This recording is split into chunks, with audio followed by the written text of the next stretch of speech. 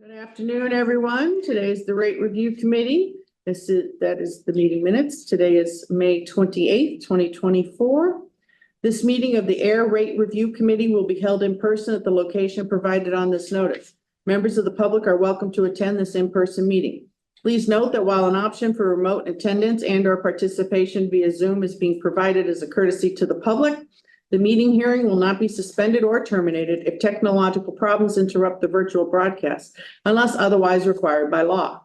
Members of the public with particular interest in a specific item on this agenda should make plans for in-person versus virtual attendance accordingly. This meeting will be live on Zoom. The public may access the proceedings by joining Zoom, meeting ID number 828-8571-8742, or by calling 929-205-6099. For additional information about remote participation, please contact Carly Antonellis, Assistant Town Manager at atm@ayer.ma.us or 978-772-8220, extension 100, prior to the meeting. And with that, I call this meeting to order. All right. Are there any amendments to the agenda? No? Okay. Yeah, it's not next. Okay. Okay, good. All right. Has anyone had a chance to review the February 27th, 2024 meeting minutes? Yeah, I reviewed them. Okay. Anyone have any changes? Okay. Need some verbal responses, people. No. I have none. Okay. All right. I'll take a I have motion. none. Motion to approve the minutes as provided. I'll second. Barbara. All right. All those in favor of approving the meeting minutes as submitted? Aye. Okay. Aye. All right. And the chair says aye. Okay. All right. And with that, I will turn it over you or to Dan? We can turn it over, Madam Chair. to Okay. Dan. Yeah, sure. For the transfer station evaluation. Yeah, so, I thought it was a good point, where we'd gotten in the evaluation to, have the committee receive, the technical memorandum at this point and where it's at. There are probably still some parts to work out, but I thought it was good to get it to the committee before this meeting, so you get a chance to review it. Had a lot of good comments to provide before we I finalize it up. typed my notes. Yeah, so with us today, Brian Huntley's here from Time Bond, who did the study, and then Tom Mahan is also here as well. So I don't know, how do you want to review it? Do you want to go in order on the memo and just look at each kind of item that was talked about? I think let's go that way. Yeah. And that's how my notes are laid out, and that probably makes sense. Okay, And just so everybody knows too, this is on the website, so it was properly posted for everybody to be able to see on Friday. Yep. yeah, so I don't know, do you want to come up, Brian, and so we have questions? Whatever works. Yeah. Yeah.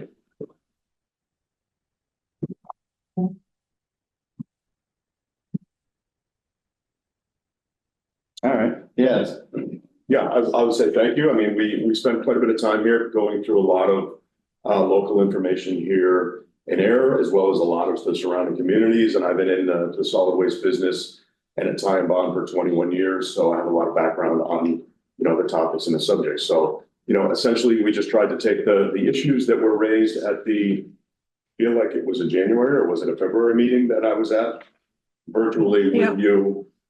We had a list of 10 items that came out of that meeting, and we basically tried to go through those one item at a time and outline what our thoughts, what our recommendations were. And you'll see in a lot of these, it's not a better or worse, it's a decision I think that the town is gonna have to make on which direction to go. So, I guess jumping right into it, I would say, enterprise fund versus a general fund, it's something that we found that it happens both ways throughout the Commonwealth. And certainly there are benefits to the enterprise fund as it relates to it being kind of its own entity. But whether or not that works in the town of Ayer, or if it would be better if it was underneath as a general fund within the town, is a decision I think that makes sense for the town of Ayer. Either of those models work, and certainly, you already have an enterprise fund I'm not sure that we have a recommendation in either direction on that. So, and then this is something I've kind of asked before too. So according to your summary, only Acton is operating their transfer station with an enterprise fund. Bolton, Groton, Littleton, and Harvard all do it through their general funds. So I will ask again, and of course, I know that if we were to do anything, it would cause, a town meeting vote. But is our enterprise fund working the way it maybe should in this town for the transfer station? And I think that is a hard discussion we do need to have. Because if we're still having to subsidize it through the general fund, why do we have an enterprise fund? I just think this is a real good deep dive question that we should go into. I think to add, probably, finding out why the other towns are doing the subsidy and, what are the financial impacts if you do it without an enterprise fund? Right. The general fund, then you're straight on taxes, so you're gonna be taxing a little more to assume. You're not getting, the revenue goes right to the general fund from any permits or sales you do, right? Well, So- correct me if I'm wording this wrong, but wouldn't it at one point that we just said just to roll everything over to the operating expenses and have it right there on the omnibus? Or am I saying this wrong? No, I think it was brought up anecdotally. I don't think, Okay. Well, again, I mean, it's not something that this committee can only do a recommendation. I think a couple of things. I think one, through the chair, I like Dan, your idea. I think if we get some more information from these towns, as to why they considered it either way. Secondly, I would just offer, and I agree, I think this is something that the town should look into, this committee, the FinCom. Ultimately, if a change was to be made, it would involve town meeting, is to take a real deep dive. On one hand, one of the positives could be when it was first set up, because it's sort of a utility of senses, you have much more detail in the enterprise account, in the article by town meeting and so forth. On the flip side, as discussed, you could, in many cases, just move this to the general operating budget, right, under DPW, and then the revenue that comes in from bags, permits, and so forth would just be part of and Barbara can correct me if I'm wrong, but would be part of the revenue stream for the general budget. So I think we should definitely deep dive. I think some more information and sort of bring this issue at the appropriate time to a conclusion, because we sort of discussed it anecdotally over the last few years that I've been here anyhow. So I went through a few meeting minutes because I was trying Yeah. to find something and it's a question that gets asked quite often. yeah, So I can just follow up that, yes, it would be general fund. The revenue would be general fund revenue if it was incorporated back into the omnibus budget. And we just keep in mind that obviously the first year you do that, it would be a significant impact on the omnibus budget. right, what it would look Right, like. yeah. Mhm. Yeah.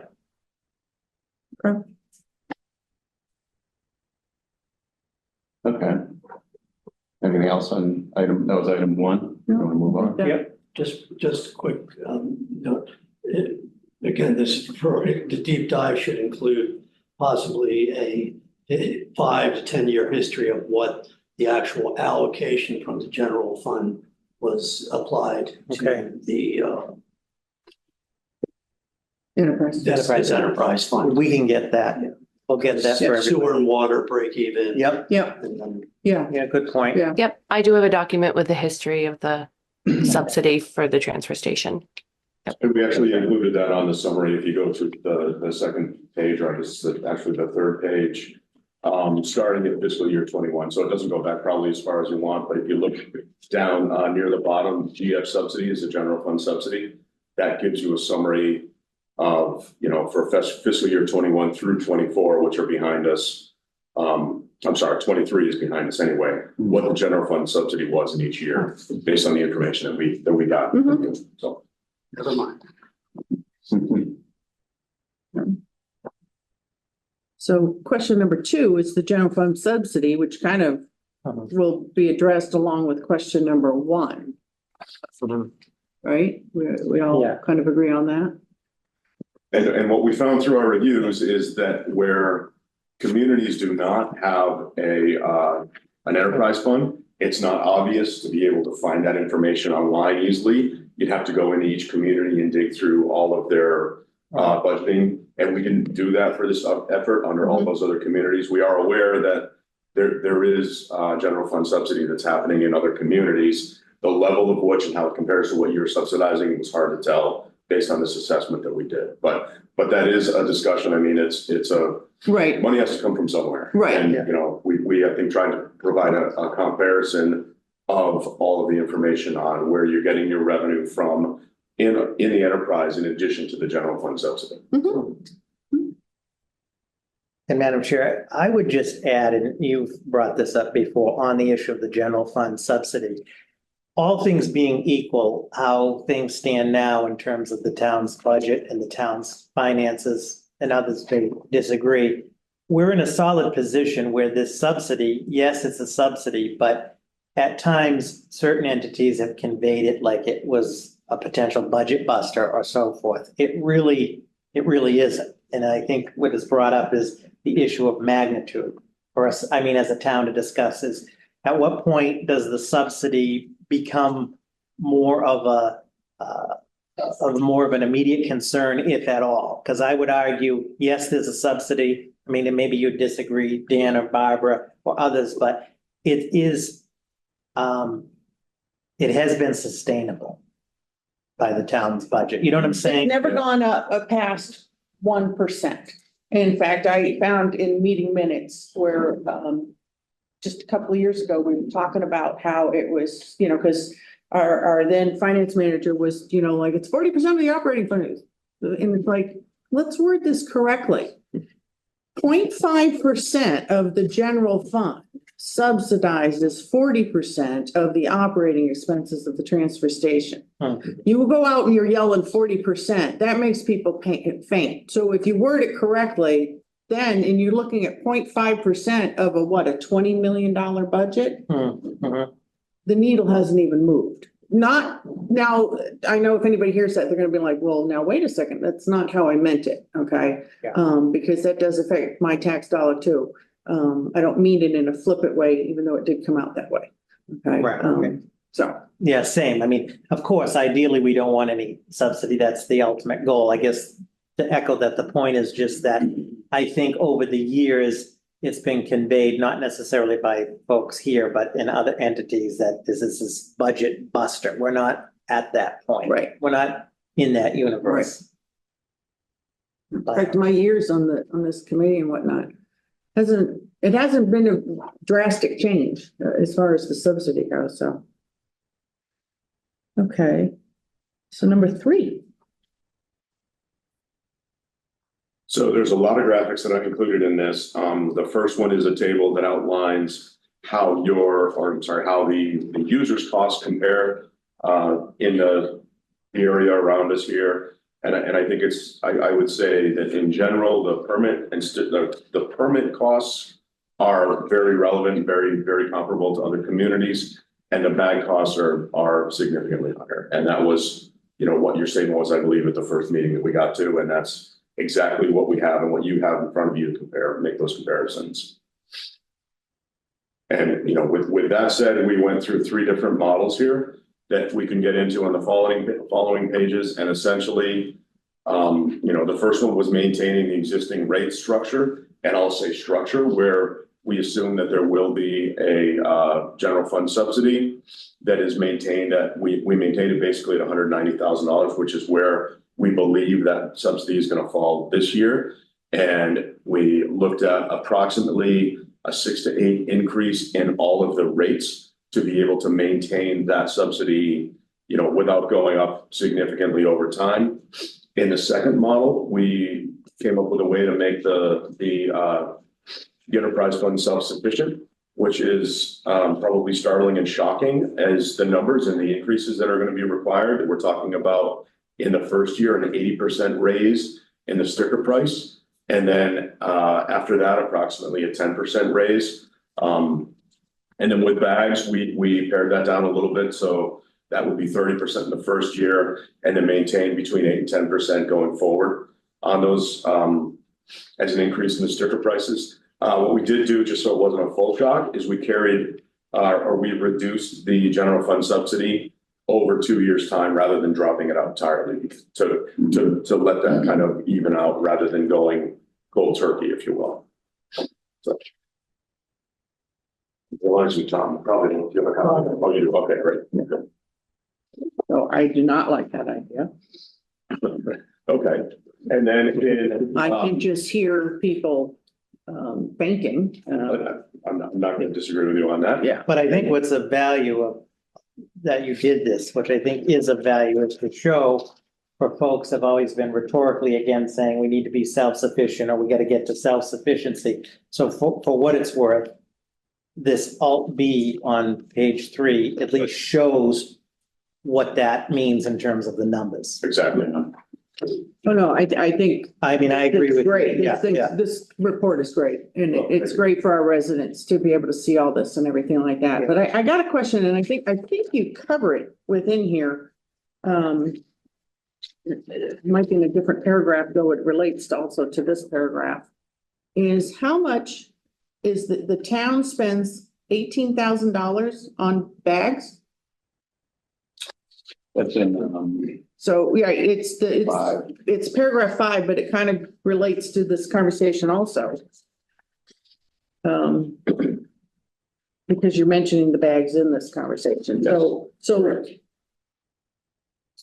that's the first time I've ever gotten an answer to that question after all these years of how much is the town spending on purchasing the bags. I want to thank you very much. So meeting minutes Information for that, years where that question has been asked and I have not gotten the answer. But it being in black and white too, under number 3 with the current rate model, the drastic difference between our prices to even Acton does not use an enterprise fund. Oh, I'm sorry, they do have an enterprise fund and yet they're so much less. So this deep dive, I think, will also help because you're going to look at other towns and how they're doing it.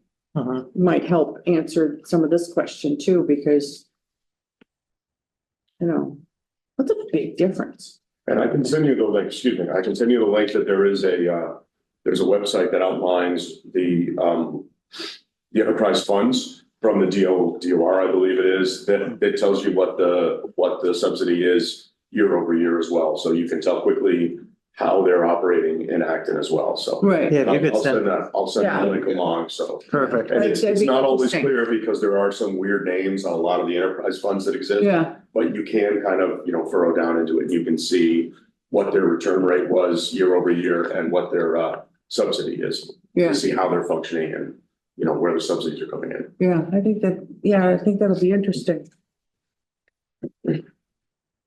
Okay. So alternate C, the third and final assessment that we did was to basically drop the pay as you throw bags by $1 per bag while trying to maintain the operation and see what effect that had on where the subsidy was going to be. And you can see in the general fund subsidy, and we did our best to not blow it out of the park, to maintain them year over year where we could, to give a retained earnings that's somewhere in the same ballpark of what you had currently. So Right. that kind of outlines that if it also included what I would call is maybe a little bit more than cost of living, but somewhere between a 6 and 8% increase in the sticker prices per year, but reducing the bag prices for, through fiscal year 2029. And you can see that it basically takes your, somewhere in the neighborhood of 197,000 it was in 23. And in fiscal year 29, that would be up to about 260,000 as a general fund subsidy. So reducing the bags by $1 a piece will cost the town money. I mean, I think that's simple math, and obvious, so. Right. But I think too, it also needs to be remembered, and we always discuss this when we're talking about, the rates and if any increases we're gonna do. When it comes to the transfer station permit, that's paid yearly. So that amount is spread out over the 12 months. So, and the bags, that's depending on the family, that's every 2 weeks or a monthly expense. Right. And that's a pretty hefty expense for trash bags.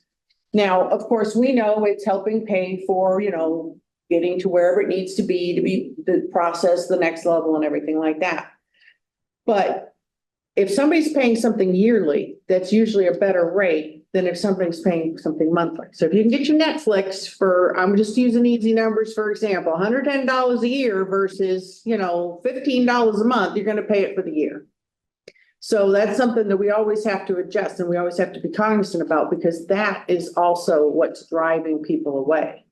It's not, they're not against the transfer station. It's they literally can't afford these bags. So when you have to make the difference of, milk and eggs, garbage bags.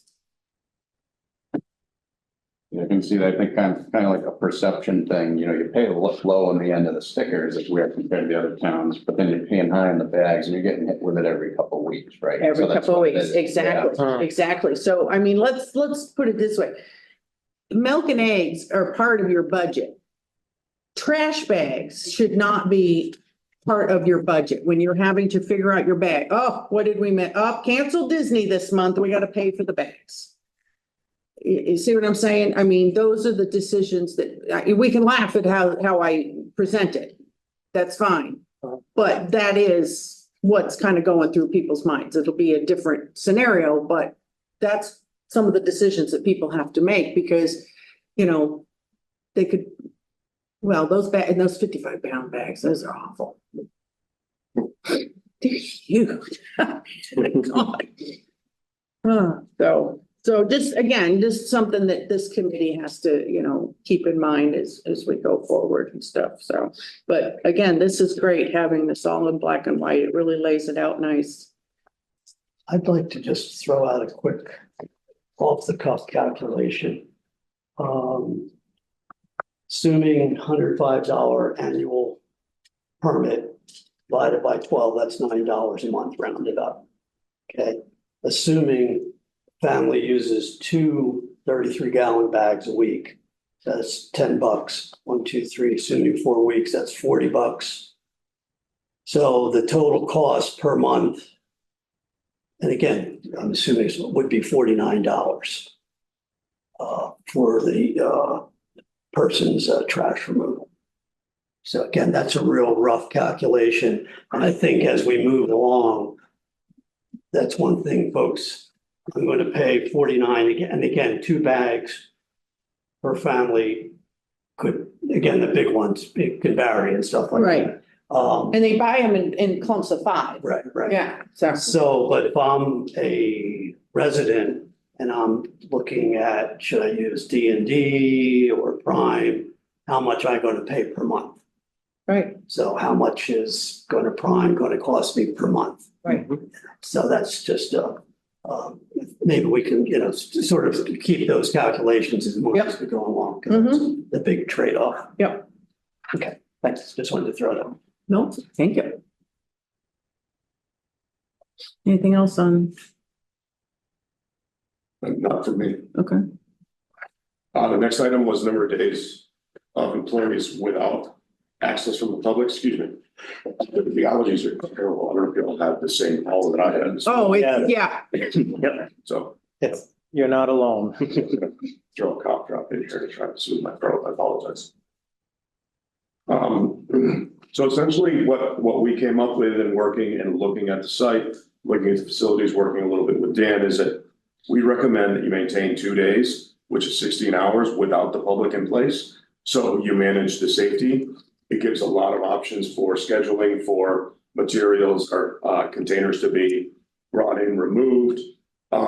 It seems to be a good blend of getting what's needed done, getting the tasks that are needed accomplished. I did include on the back of this, the memorandum that outlines the operation in the facility.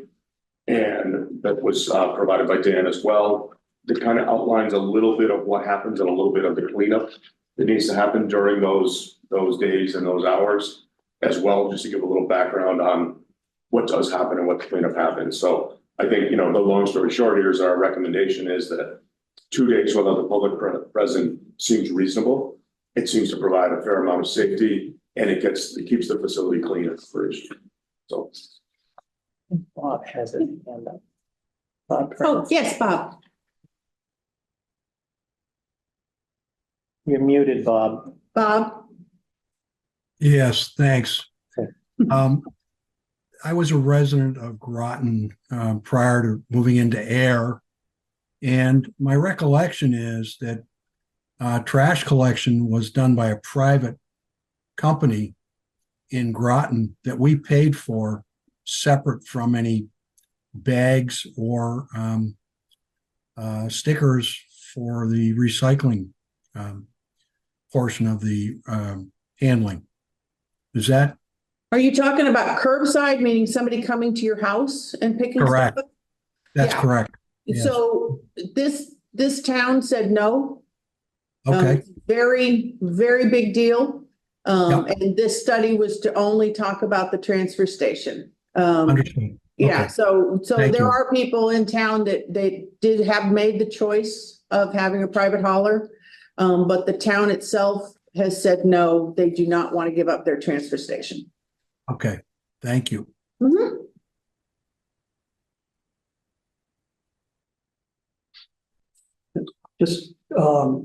Just a further clarification on Bob's question.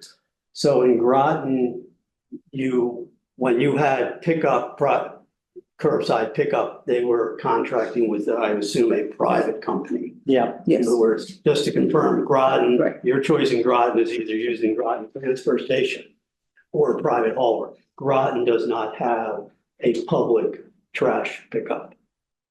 Does that sound correct? That's what I am. Yeah, correct. It's not a municipally Right, yeah. run, right? Yeah, Yeah. just one. It wasn't part of our review. I don't know what the private hauler status is Mhm. in those communities, but I believe that is the case. Yeah, I think I do the know key that there thing is a is that transfer there's station. not a public, Yeah, none of these towns, I'm guessing, have a public trash service available. probably, yeah. So I have a question, and I've asked this question numerous times, and I'm gonna ask it again, because I'm still waiting for a good answer. The swap shed, why is that such an obsession of cleaning out? Now, I can understand if there's like hazardous or dangerous material in there, but why is it such a big deal that if somebody puts something in the swap shed on Wednesday, that the person coming in on Saturday can't see it? I think they don't totally clean it out, but just some of the things that got in there that might not be appropriate. Okay, They are probably things that get taken out, okay, so it would be like broken. hazardous or Yeah. dangerous stuff. Yeah, Okay, so they keep the items that seem pretty good still. okay, because Yeah, You know, people have- Sometimes things get in. people have been upset, you know the rule, you've touched the swap shed, and this can cause great stress. So, I just want to make sure that we're clear that, only things that should be being removed are stuff that probably Mhm. need to Right. be removed. Okay.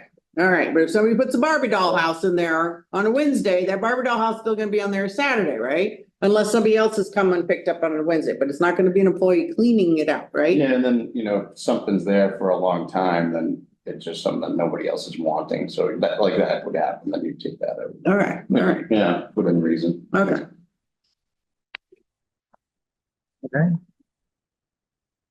All right, so number 5, as you throw bags versus stickers. It appears that throughout the industry, a lot of the communities that have stickers are getting away from stickers. There's a lot of labor involved with managing and watching the stickers. Our recommendation from a staffing and a cost point of view, even though the bags cost more than stickers, is to maintain and stay with the bags. It allows you to not have to police as much the stickers, the partial stickers, what's happening when people aren't using the stickers correctly. With the bags, they're much more visible, they're much more clear, even in winter weather when there's less, direct oversight necessarily just because of, the conditions.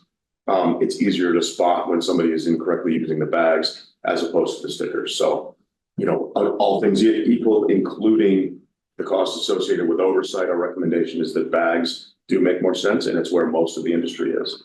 I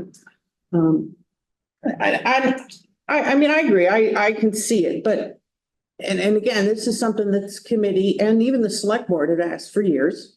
and it was about a year ago, we finally got an answer to one of the questions that had been asked constantly is, you know, we kept getting told, and even former Selectman Hood used to bring it up at select board meetings, is there are black bags being thrown at the transfer station and nobody's doing anything about it.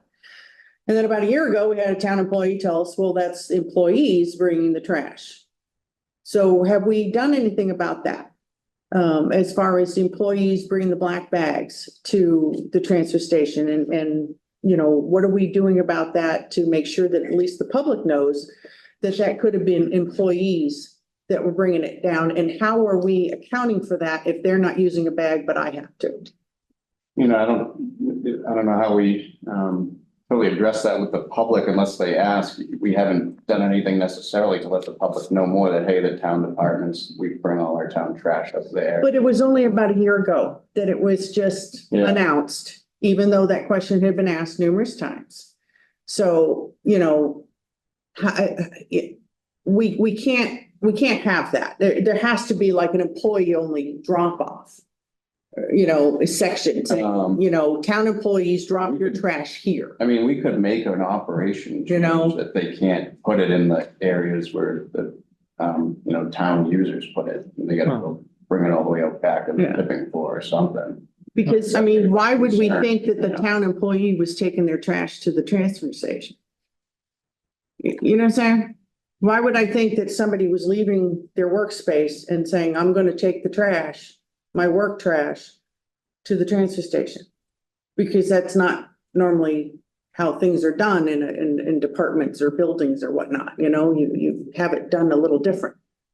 So why would I think that, you know, and how do I know that they haven't, so, and it's been said, not by me, but, you know, by even select board members. How do we know that somebody hasn't brought their trash into work so they can get away with using a black bag? So what I'm saying is that even though maybe you haven't had it addressed to you, you know, enough, or through your chain, it has been brought up on numerous times over the years. So how do we address that? So how do we say the town employees, you know, are using these black bags, but how am I supposed to know? I see that town employee with a black bag. I'm also seeing somebody who lives in this It's town. not just general employee, you know, it's the custodian does it for town hall, for police. We have our highway division that takes care of the DPW trash. Fire has a guy, they come up. So that's kind of how it's been. You know, I can look into more in policing that to see if there's any issues going on. And I think I can, you know, make an operational change that any town trash can't be put where the blue bags go. It's got to go. They're back on the tipping floor or even in the trailer. But I think, like I said, I mean, even former Selectman Hood brought this up. And, you know, and he wasn't sure that that was actually, town trash. He thought that the person who was bringing the trash was bringing their own trash in a trash bag. So that's what I'm saying, that this has to be, you know, these are little things that do cause angst. And, you know, it's something that we have to be cognizant about because, you know, it's going to upset people. And if they're not necessarily seeing the custodian, but they're seeing someone who, well, I'll take it with me, and they happen to live in town. yeah, and if, you know, if it's during work hours, Andrew, and Frank are there to monitor, so they shouldn't be allowing anyone who's not usually there to do their division's trash or department trash in there unless they talk, you know, whatever, it's just, this guy's out today type of thing, but you know, I can look at more what I could do there. I think what I mentioned is a good start. And then policing that. As a resident who spent a lot of money on these bags in the past, it thought never occurred to me that it could be the town's own trash. I just assumed it was the policy breakers. You know, I mean, my expectation, if I'm paying out basically for bags that are worth their weight in gold, that I'm only seeing those blue bags when I'm looking in there. So I do think an operational change would probably be easier than, you know, perhaps having to communicate to the town that, oh, you know, these are Right. the town's own trash. If it's out of sight, I think that might address a lot of the consternation from Right. folks who are paying a lot for bags. Mhm. Yeah.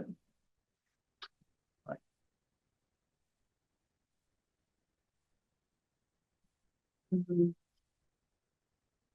So we spend $18,000 annually just to purchase the bags that we can sell? That's correct, yes, for those to be produced, purchased with waste zero. Same number of bag tags. What's the difference? So. Well, how much is Acton spending? Yeah. So I'm just curious. I mean, are we? I assume that all the towns go to the same website or whatever Yeah, to purchase this stuff? yeah, so typically, it's on the state bid, it's called Back 86, I believe. And so there's a state bid price that the various vendors who make these bags produce. And then the towns go and use that for their type of bag that they order, you know, certain thickness bags, certain size bags. And so it's pretty much, it's that state bid price that gets used by these communities. So I think I'd assume they're paying a similar cost to what the town of Ayer is. So I realize there's some guesswork we kind of have to do here because of the lack of detail we have on some of these other towns' budgets, but like, can we assume that Acton has a much higher share of subsidy? I can't, I don't know. I can't quite make sense of how they can charge so little per bag and also for an annual permit sticker. And they have an enterprise fund too. So, yeah, so I think we definitely kind of want to peek at how they're doing things. Yeah, because there does seem to be a huge discrepancy with our bag prices versus other towns. Which, all jokes aside, could actually be a good thing. You know, once we do a more deep dive and we see how the other towns are doing things, we may find out that, you know, we're doing it better than they are. But when you look at these numbers, it can be like, it's puzzling.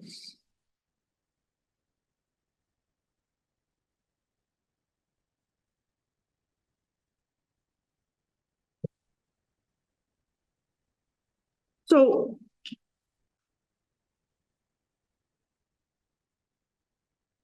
Well, maybe it must be for this paragraph. I had asked, as far as enforcement goes, if needed be, what about just like a part-time employee? Now, I know also are in this summary too, it talks about, you know, like weatherproofing for the employees, and that's in different paragraphs. But, and maybe that should be considered too, but is a part-time employee just to even take care of the bags a good idea? I mean, the difference in cost is $13,500, so right, you'd be looking at trying to cut into that. I don't know how you get a part-time employee for that.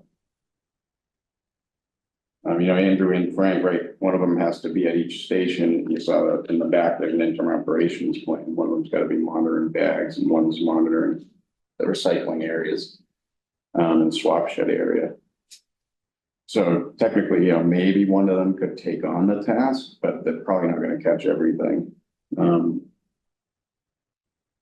don't see how you can get a part-time employee for a cost. Well, it's just that for would conversation. help. Yeah. With that 13,500, you could possibly save, like, going back to tags. Okay. Mhm.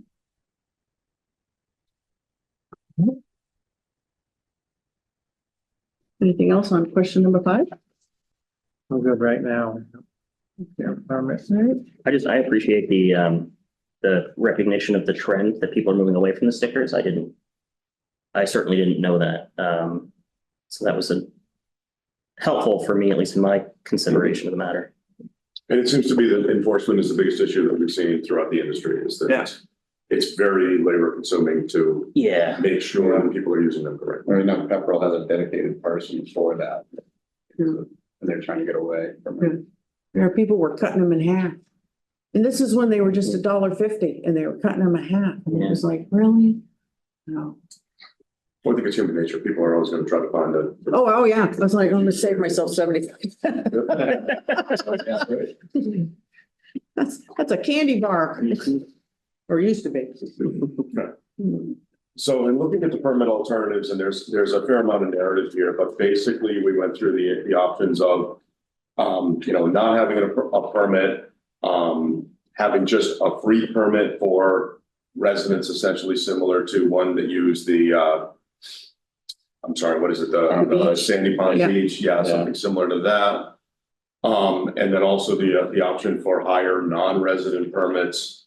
And there's a fair amount of discussion basically within those paragraphs that, I mean, essentially there are upsides and there are downsides to all of those things. And they're all going to come with their own sets of challenges. And that's another place where I would say that it's my recommendation that the community needs to decide, do you want to subsidize more of the transfer station and not charge the annual sticker fees? Do you want to, charge more for sticker fees and, not subsidize as much? And then there's the whole world in between there on varying levels. And it's really challenging in today's world to say that the sticker price or not having a sticker fee would relate directly to how much usage you would actually get at the transfer station.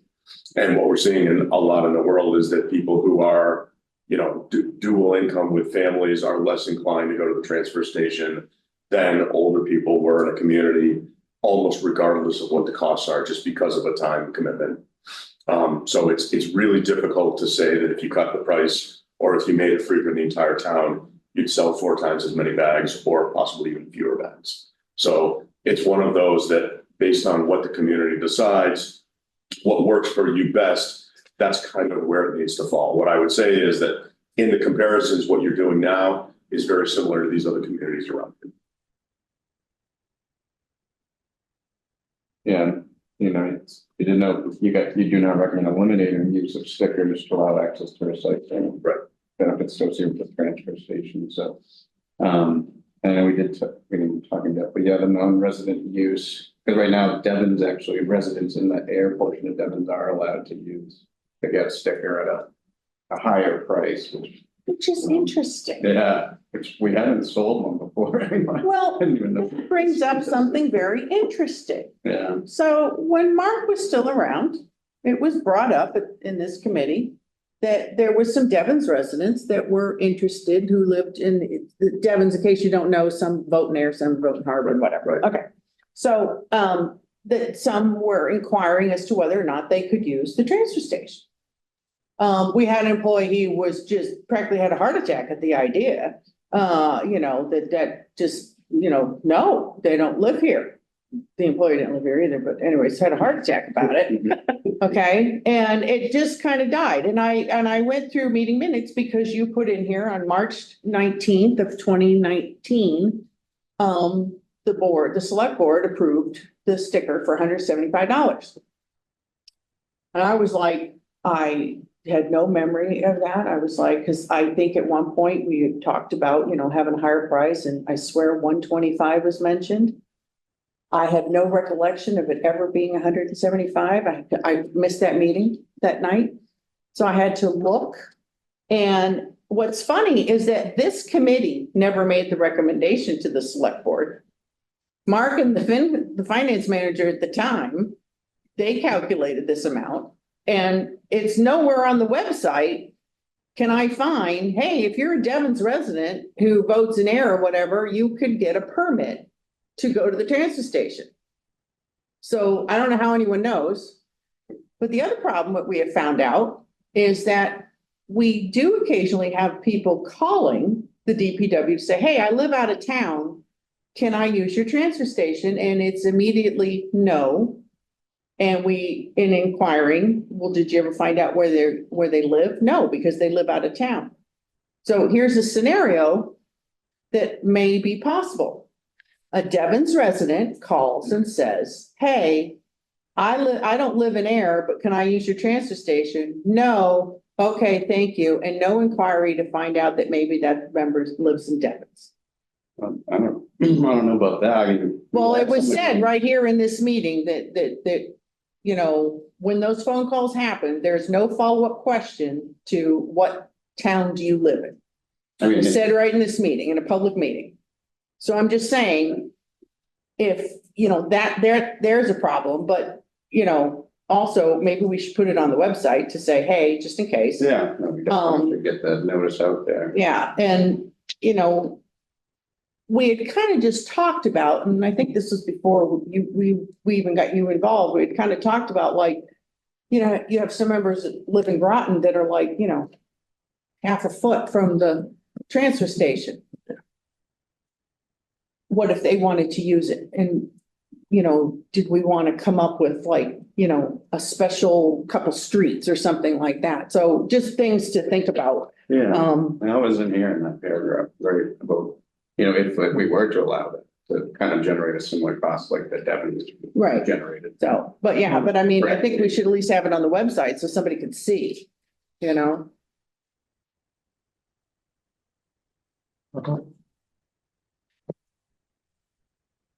But I agree, if, you know, for a non-resident use, this, they would have to pay much more because they're not paying into the tax base. I agree.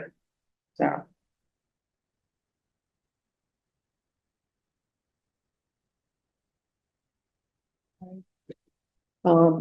I think for the townwide permit, we were also, part of the conversation was because we have the Sandy Pond, do we want to try to increase usage? And that's why we were trying to come up with a townwide permit or something. I don't know.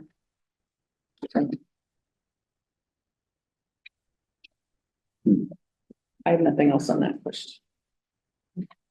Anybody else? I'm good on that one.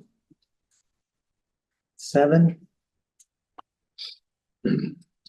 So 7, excuse me, selling permits, and bags at transfer station with or without a kiosk. The concern we have on here is with appropriate staffing for selling the permits, management of either the credit card system, if that's required, or cash and checks.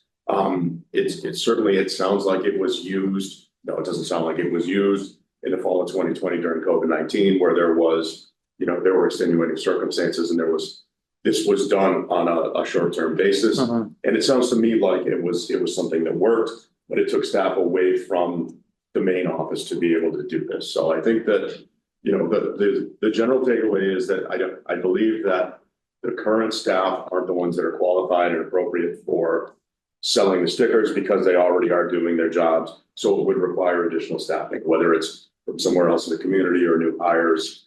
It puts a challenge in for that. So, you know, as far as selling bags out of a kiosk or something, that's a very complicated thing because you're talking about like a vending machine that's made specifically for the bags and the shapes and the sizes. That's, you know, that's going to have a cost associated with it in finding that technology to do it. And then beyond that, now you have material that have value that are stored on site that are, you know, possible for being stolen or, you know, any type of disruption to that system. And it will require communication to be able to communicate back, you know, through whether it's cellular or whatever, to be able to get the data that it needs to be able to do that, as well as the requirements, certainly for a permit where somebody needs to provide and confirm, I believe it's a registration that says that they are a resident of the town that requires a manual confirmation for them. So there's a lot of things in there that I think are very labor intensive. They could certainly be done, but not in a manner of streamlining costs per se. It may be more convenient for the users, but it also appears that the majority of times that the facility is open, the places that sell bags are also open. I'm not sure that they're necessarily as convenient as if it was at the facility itself. But with a little bit of planning, it's not like you have to drive to another community to get bags. So our recommendation was that, you know, there could be ways online to encourage the sticker sales. However, we don't recommend in general that they're done either through a kiosk or on site as the standard of sale. Yeah. I did like the idea of in COVID, how it worked out. You know, none of this is really a money saver for us and item financially, but I think that convenience factor for the people who are coming to the station in December you know. Yeah. And being able to maybe provide a couple days with on-site sales. Might go a long way. Helping us get the resales too. Get them complete. What about in the case of like a one-day pass? What if, because I mean, I suppose that there are times when, you know, the one-day pass, it's like you didn't know you needed a one-day pass on a Friday when the DPW was open to go get it. But on Saturday, you're like, oh crap, I need a one-day pass. What about if they were able to just go online and just print the receipt and that allows them, and then, you know, you're just handing the receipt? That's what, you know, we'll do nowadays. Okay. Actually do that and Oh, okay. check somebody, yeah. And so I think having a QR code, something linking. So hey, Okay. here's where you can go get it. Let me show you. Yeah. I've never used a one-day pass, so I wouldn't know if it was working or not. So, all right. I also agree as far as, you know, no cash being used. I mean, KFCs aren't taking cash anymore. You have to use a card. And that's, well, they say it's because some cashiers do not know how to count change. But a lot of it has to do with robbery. And I would never want any of our employees to even have somebody think as they were handling cash and it was put in their right hand and then they turned and they're like, yeah, I'm coming over here. And somebody thinks that they just did something. Do not want that. So I absolutely agree, no cash. But I do think that we should just keep our eyes open and ears open for other ideas that can maybe benefit. Well, then, just sort of jumping ahead to page 8, the ending of 7 here, where you start talking about online sticker sales. So maybe that Yeah, sort of feeds, yeah. might be a way to address some of the things that you're bringing up, which are very good. What about well, no, never mind. I talked to myself out of my. Never mind. No. Okay. Next. So hours of operation, we, you know, cutting right to it, if you want, we made some recommendations on modifying the hours a little bit to eliminate some of the overtime that's currently being paid. So essentially going with rather than 7 to 7 on Wednesdays, doing an 11 to 7, which is an 8-hour shift, reduces the amount of hours by a half a day, 4 hours. It provides the same level of, you know, public not present to do the management they need to do.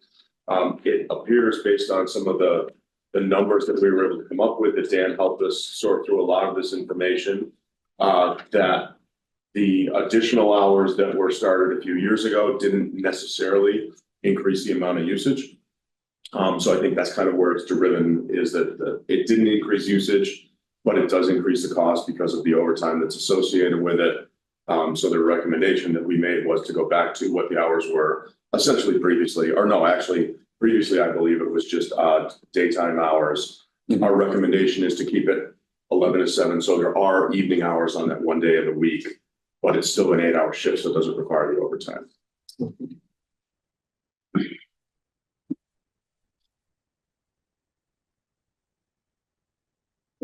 You don't like that. Well, I'll tell you, and I said this in an SB meeting last year, as regarding this overtime. I don't understand why overtime is ever a regularly scheduled item. I do not understand it. I look at a contract that I signed, I agreed to, okay? And I did not read it in the way that it was evidently intended. And I read it in more of if paragraph 2A is saying so-and-so has the right of first refusal, okay? But paragraph 3B says, but it has to meet certain criteria. I think that those should be together. And I don't think that's what's been going on. And I made it very clear last year, when I found out about this, my error. I signed it, my error, and I didn't fully understand that. Never occurred to me. But I don't understand why overtime is a regularly scheduled item. I don't understand why 7 to 11, there can be one employee, but from 3 to 7, there has to be two. And you told us earlier that, you know, each one is at a specific station. So how is this all, how does this all work out? Why was that 4 hours needed every week?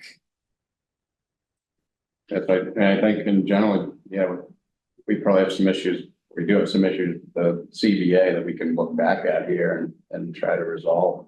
You know, I think that's kind of where we landed during negotiations. I don't know exactly why. Well, no, I don't have a problem with somebody saying, hey, you know, due to the new schedule, you know, I'd like an opportunity that if overtime is ever needed, that I get the first chance at it. I have no issues with that.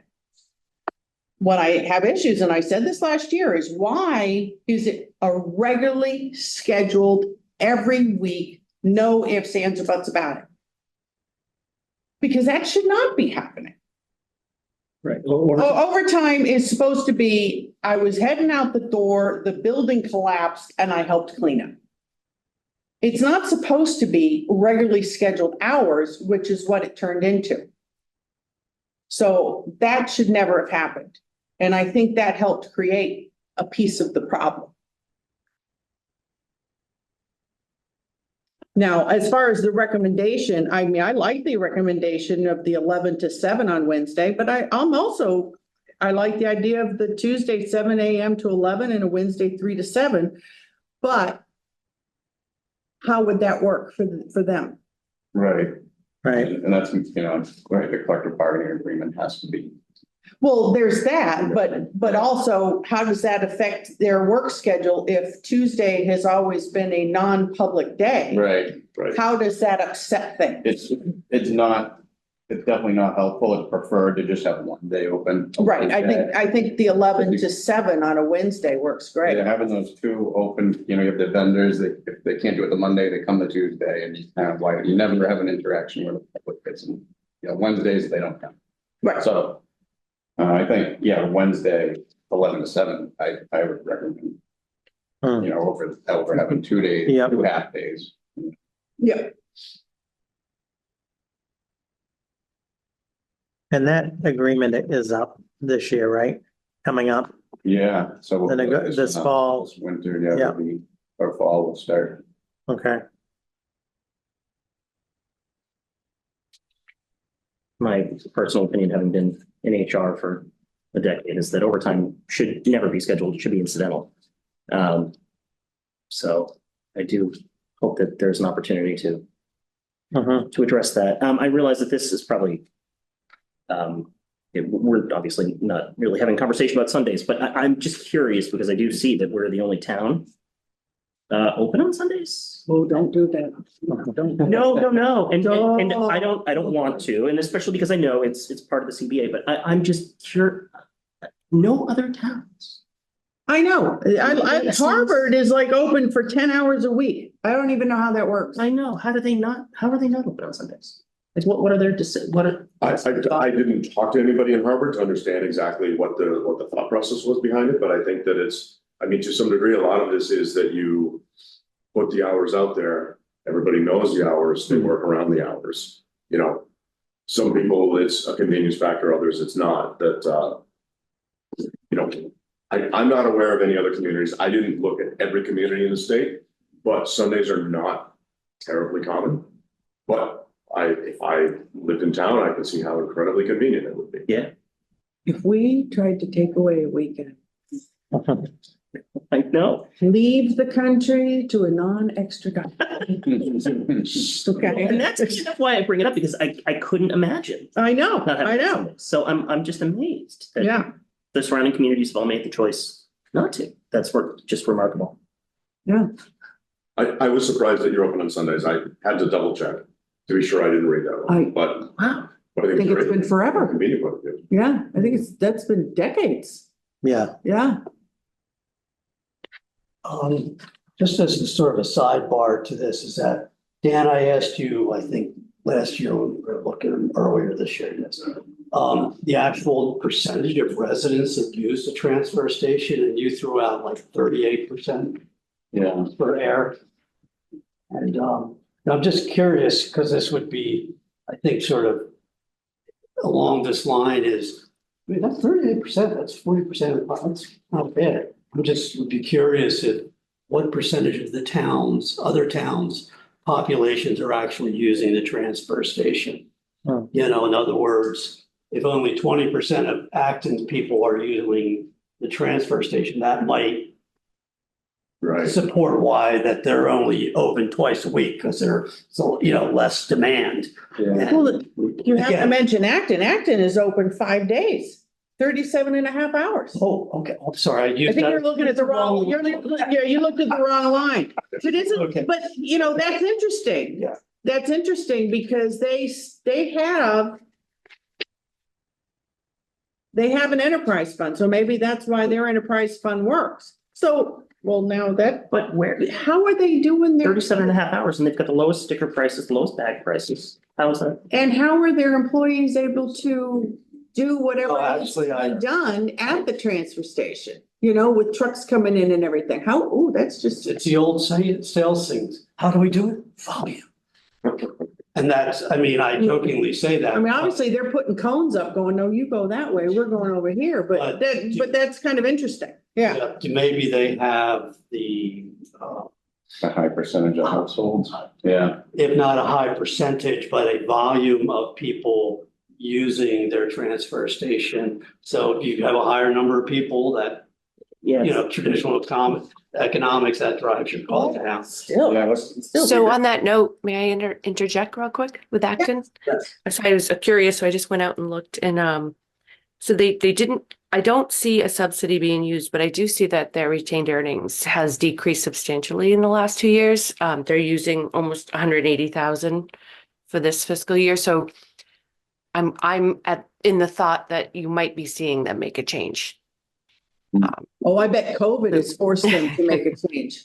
Yeah. Ah, Yeah. Yeah. Barbara, I was just quickly looking at their town site and annual, all I could find was quarterly reports, and the 2 or 3 that I saw, they weren't subsidizing, but there was a big, as you're saying, a big portion. Retained earnings. Retained earnings. and Mhm. we did look actually in October of 22, when we were doing a little bit of a dive at other communities and the percentage of households that are using the transfer station. So yeah, Ayer was 39, Harvard 64%, Littleton 56, Spencer 48, Groton 38. The percent of households. So some of the surrounding towns, and we looked at this previously. irony is that some people don't want to use the transfer station. It's not just because they don't want to put the trash in their car, but because of the bag prices. Drives them right away. And I think if I can go back to Barbara's comment, that one thing that has happened over the last, I'm gonna say it's probably a decade now, is that what used to be a value in recyclables is now a cost to get rid of. Right. to recycle. Yeah. And that has changed significantly how every community has to deal with it. That it used to be you wanted everybody to recycle as much as possible, and as many people, there were a lot of communities that were like begging people to recycle. Mhm. And now it's an additional cost as well. So having more people recycle isn't necessarily saving you the money that it used to. And it makes sense that that's probably coming out of retained earnings on, you know, a community like Acton as well, as that's slowly eroding what they do have in retained earnings available potentially. You know, I don't know the details. I don't know how long, you know, or how Yeah. quickly that is going to go away. I think I Or- heard even Maine, who is a big recycling state, is starting to back off on some of the recycling because of the cost. In New Hampshire as Yeah, well. yeah, Massachusetts, there are regulatory requirements through DEP about recycling. You can't not recycle. right. But in New Hampshire, a lot of the communities, even if it's single stream or sorted, it's going wherever the cheapest dump rate is. the Yeah. cheapest rate. So, yeah, Yeah. that is an issue, and it's a change in the entire industry. Yeah, So those definitely, I mean, you're seeing some of that here as well, you know, within Air. right.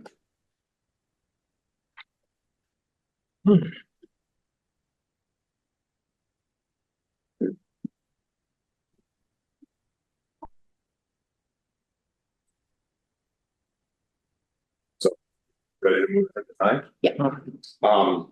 Enforcement and monitoring of bags. And I feel like that this was an issue that was raised in a lot of question and discussion around it, similar to the black bag concern and the black bag issue that, in general, I think that what we saw out there is that the operation does have pretty good visibility. The operators are watching pretty closely on the colored bags that are going into the facility. There was a note that we put in here that, grant funding could be considered for other improvements potentially that would encourage, better oversight, whether it's, additional, cameras or anything basically that could provide any more oversight that would be required. But what we saw based on our, and it was only a one, quick review on the site, is that it was pretty well maintained. It's pretty well overseen. It's pretty well managed. Aside from the concerns of, the black bags, which, certainly while we were out there, we didn't see anybody putting black bags in the facility that shouldn't have been. So not a lot of recommendations there for any modifications. I do have a question though, and I've often wondered this, and then when you kind of put it in black and white, it kind of forcing the question: are our employees adequately covered in the bad weather up there? So they do have to take, breaks here and there, especially for both the, running the compactor and, checking the bags. Checking the bags, you can be inside the tipping building, which is good. Mhm. So that's covered and sheltered. There is a shelter near the, compactor, but it's not heated. So, the guys are dressed up when it's Right. really cold. It can be a little bare, so they're taking a lot of breaks at those times. So there's more chance at those times for, improper. Are there some things that can be done to improve? Well, there's some capital improvements you could do, like a shelter, but obviously there's a cost with that. So that was mentioned in here. And you have to look at payback and things like that. So that's just more cost. I don't know, we can look at operations. I'm not sure what more you can do to get the guys to be able to stay out there. We got the cameras, which they can use those while they're on their breaks, things like that. Yeah. Which you can see if those people are 'Cause putting. I mean, I know they've done this for a long Yeah. time, but well, I don't mean it to be rude, but they're getting a little older and our bodies change and, Yeah. and if someone new ever came along, it's just something that, especially since it's been brought up that, maybe we should look into. Yeah, I think what I just mentioned, the cameras and the ability to use those. Like, Yeah. be in the office trailer to look at Yeah. that. We do have the internal operations.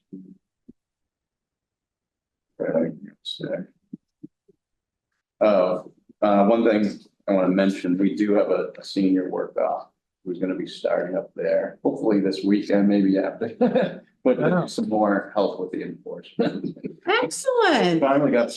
So. excellent. Nobody beat me to it. Oh, you want to do it? I wanted to monitor the swap So show. while we're talking about it, yeah, somebody's gonna be starting, so.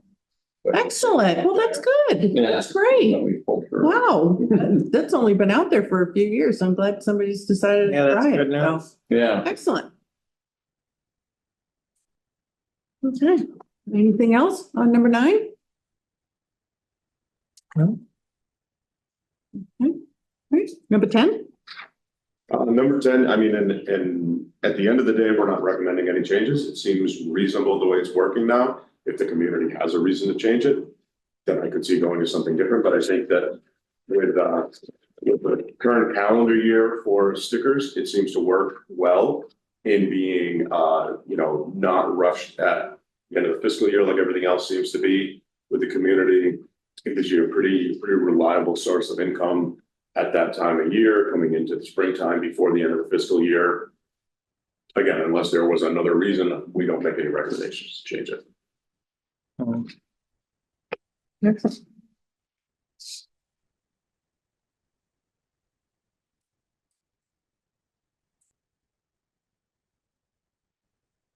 That's just one general question.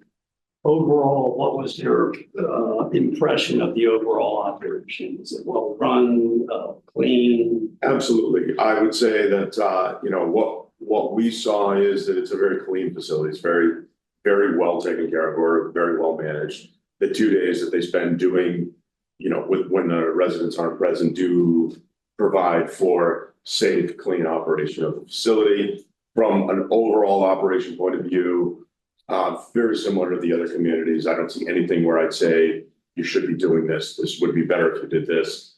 This is different. It's in my opinion, very well run. That said, I know that there is a concern about the cost of bags and how the prices compare. And it's also in a fairly fluidly changing market, as well as a place where we're all running into everything's more expensive than it was 4 years ago, for sure. So. And where Ayer is, as far as the services that we use to take care of the recycling and take care of the trash, and we're. Yeah, and I didn't go into a huge deep dive on all of the contracts by means, but you've gone to bid for these services, you've gone out to, the industry, you're picking the best of the best with the best prices, and that, it's at any given day, you might be able to get a better price. You also could get a worse price. So I wouldn't say that, anything that I saw was a significant deviation. And like someone like Harvard, you have to separate your recyclables. We're zero storage. So if we were to look at doing something like that, then there's a lot of capital changes. Correct. Cost money, and is it worth a payback? I remember when we had to separate it and I'd be standing going, are you a two? What number are you? And everything. Oh, yeah. And every one of those has a different location Yeah, as yeah. opposed to a single container. Yeah. So there's absolutely costs that are associated with it. And we're actually doing some preliminary studies with another community, New Bedford, where they're looking into, does it make sense to do sorting of their own, bringing it in a single stream and doing their own sorting so they can reduce some of the disposal costs. And, I'll tell you that the costs of putting a facility together are staggering. We're looking at, $20 to $50 million, depending on how fancy you want it. And I'm not sure in the industry today that there's ever a return on that necessarily. So, but it's, a lot of people are running into the same scenario, trying to find ways to, to beat the costs. Yeah. And it's a challenge.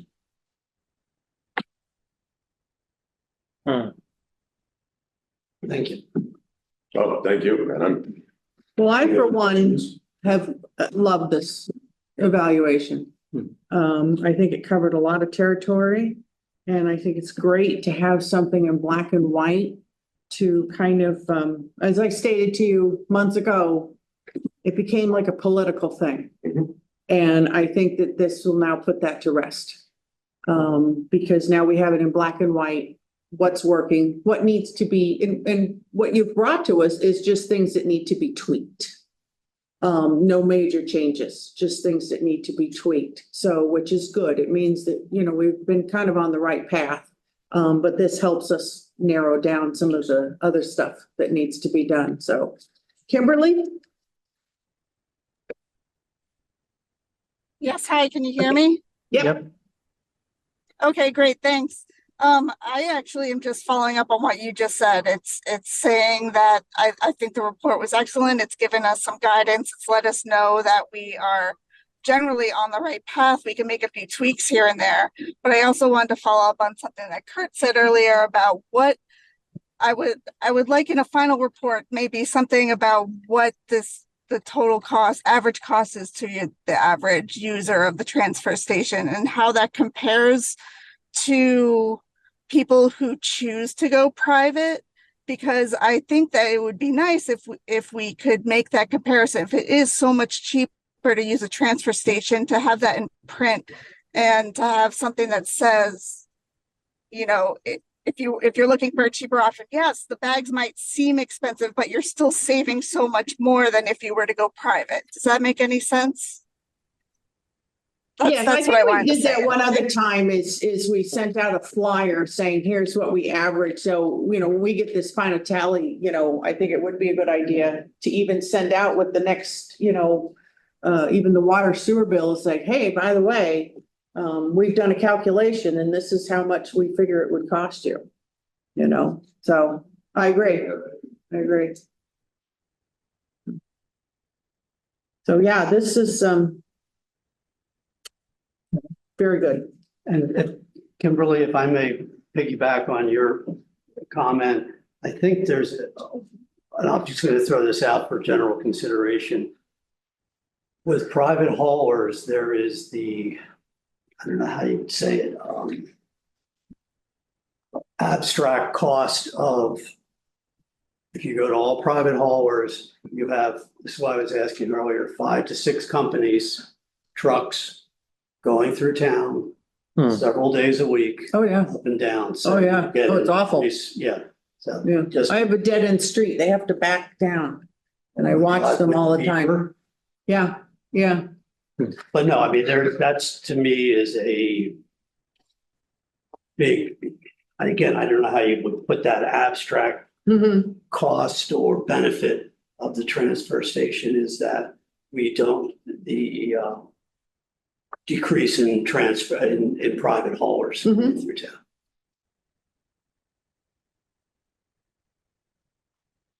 Okay. Yeah. Our next steps. I guess this needs to be looked into a little bit more. Yeah. And discussed at our next meeting because it's nothing's ready to go to the board yet. No, I am gonna mention under new business. Yeah. Just, hey, everybody, go to the DPW's website and you'll see the report, the summary. Yep. So that people at least know. But I do think we have a lot of things that we can review and figure out what needs to be tweaked and how we go about going forward with any tweaks, because town meeting might be, needed, in the case of the enterprise fund. If it looks like that maybe that's not working for us, we have to go to town meeting to say, hey, we want to get rid of that or whatever, so. But this gives us a great groundwork. agreed. What I think, Madam Chair, what we should do for the next meeting is Dan, Barbara and I, and of course, anybody else I'm not excluding, but we take a further look. I've been taking the notes on some of the issues that were brought up today. And we have a sort of an update on that at the next meeting. And yeah, I think at some point the committee will want to make a presentation / recommendation to the select board on any potential, recommendations and so forth. But I think we can drill down on a few of these issues to get some more information for the committee for the next meeting. Yeah. Yeah. So for the next meeting, does anybody want to meet in June? Or do you think that you won't necessarily have, Let's see, I'm just pulling up the I calendar. mean, because it's at the end of the month, or there may be sometime in July? Dan, what do you think? Yeah, it's probably better to give us some time to go to July. Yeah, because you're probably doing like Yeah. end of year stuff too, so, okay, so you want to do July? Maybe somewhere you put people. Okay.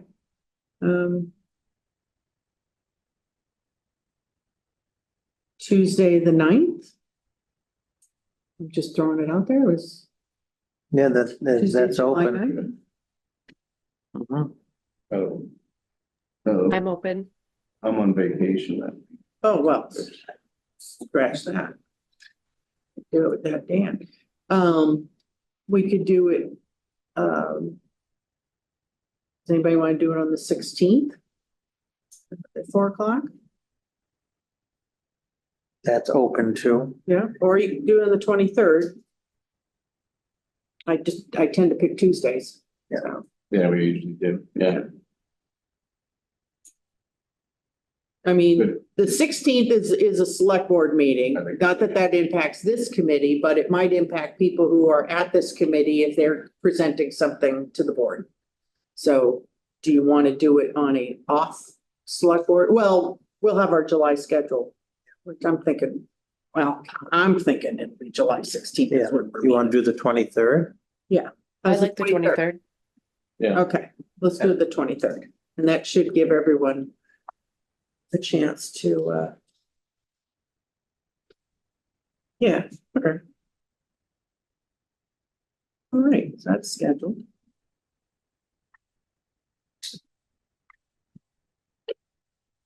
Any other questions for me before I bail out? I don't think so. We'll be in touch through Dan. Yeah. And I know you're gonna send him that link, so we appreciate everything. Thank you very much. Yeah. Yes, Yeah. Thank you. great report, great summary. Thank you. All right, anybody else on the committee have anything? Oh, thanks. Okay. Thank you. I think we're good. Oh, good. Okay. I'll let you make a motion. Okay. I'll second it because I heard him. All those in favor of adjourning? Aye. Aye. That's says aye. We're sure. That's the Aye. one time you hear everybody. Yeah. So, all Perfect. right. Good night, everyone.